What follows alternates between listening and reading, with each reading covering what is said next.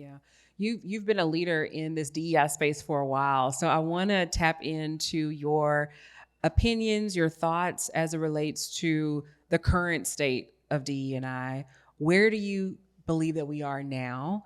And what would you say is maybe one thing that we need to focus on to really sustain and progress the work?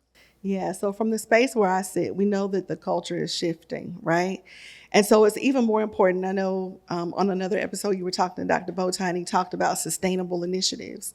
And so it's not about just having something that we're doing right now. So one of the initiatives that I'm really proud of, it's a 10-year commitment. Mm-hmm. And so we know that in this space, there are tides and there's flow. So we have to make sure that we're putting things in place that will last, that will impact more than just the people we see in front of us right now, but have the potential to impact generations. And so that's one strategy that we put in place very early, because we know in 2020, this was an area where there was a lot of attention and a lot of resources. And so we knew then, okay, let's make sure we create long-term initiatives. So that's one. And then I think it's just making sure that you stay really close to your leaders so they understand why this space is important and how it impacts the business. Mm-hmm. So if you don't have a DEI strategy, it impacts your ability to retain talent, attract talent. It helps with retaining the talent that's there so they don't leave. And so that really focuses on your bottom line, because it costs more for you to onboard someone that's new to the organization as opposed to invest into the associates you already have.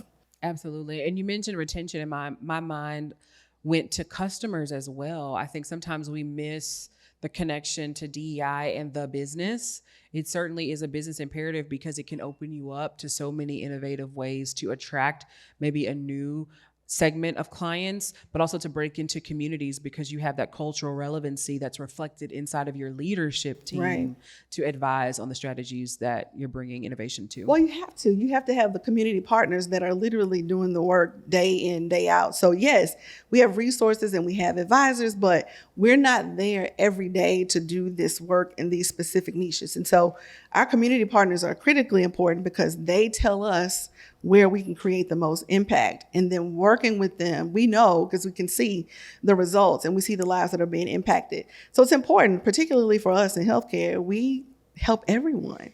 So we have to make sure we have a lens of what's important across diverse populations.